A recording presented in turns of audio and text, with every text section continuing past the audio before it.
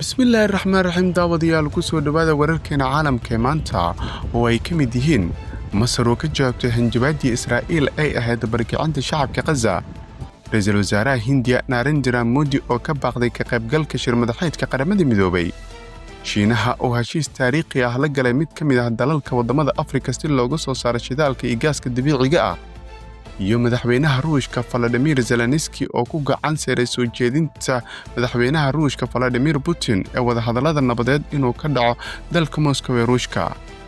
haddii aad ka mid tahay saaxiibada ku xireen barteena YouTube-ka ee Ras Somali TV aad ku maasan tahay like-ta iyo share gareentana waa inuu muhiim.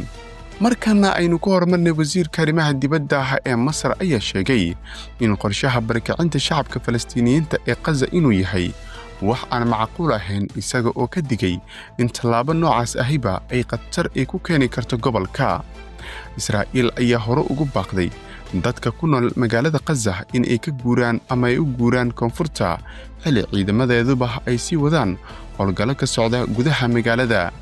ciidamada Israa'iil ayaa toddobaadkii horeba la soo dhaafay weerar culus ku qaaday xaafado ku yaala waqooyiga Gaza kadib markii ra'iisul wasaaraha Israa'iil Benjamin Netanyahu uu amar ku bixiyay in ciidanku ay la wareegaan aaggaasi. Netanyahu ayaa ku dooday in magaalada Gaza ay tahay xarunta ugu weyn ee Xamaas ay ka howlgasho isla markaasina lagama maarmaan ay tahay in laga adkaado kooxdaasi hubeysan oo weerarkoodii bishii Oktoobar 2023 uu sababay dagaal ilaa ay haatan ka socda marinka Gaza. markana ra'iisul wasaaraha Hindiya Narendra Modi ayaa lagu wadaa inuu joojiyo ka qaybgalka shirmadaxeedka qaramada midoobay ee dabayaaqada bishan ka furmaya magaalada New York isaga oo beddelkiisaba diraya wasiirka arrimaha dibadda ee Hindiya.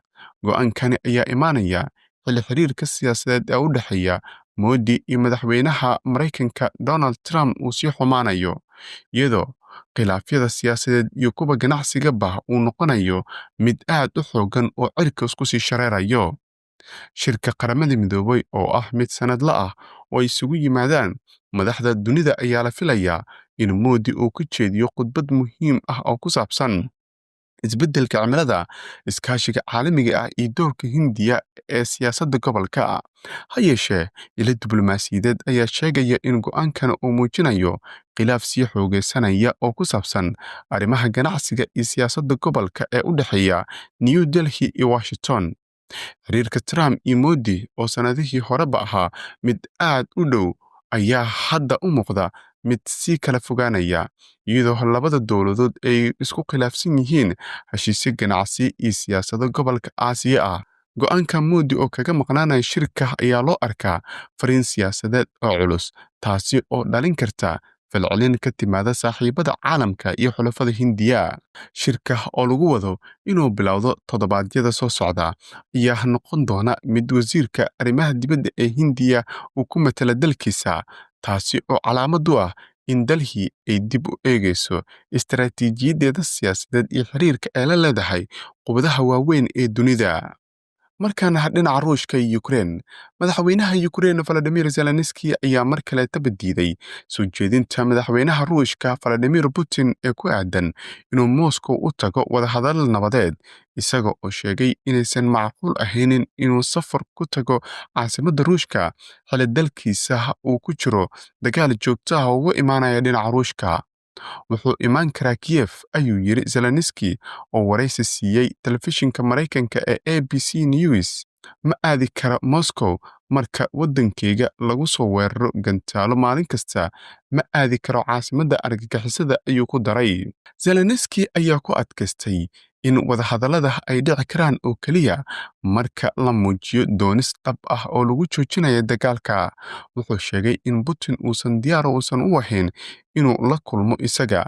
madaxweynaha Ukraine ayaa ka hadlay magaalada Paris oo uu u joogay shirmadaxeedka Union of the Ready. Putin ayaa Arbacadii sheegay inuu diyaar u yahay wadahadalka uu Zelensky uu kula yeeshanayo Moscow kadib booqashadii uu ku tagay dalka Shiinaha. madaxweynaha Ruushka ayaa Jimcadii magaalada Petersburg ku sheegay in Moscow ay weli ay tahay meesha kaliya ee lagu qaban karo wadahadal kasta. Zelensky ayaa dhankiisa ku eedeeyay Ruushka inuu ku mashquulsan yahay dagaal sii socda halkii uu diiradda saari lahaa wadahadallada nabadeed.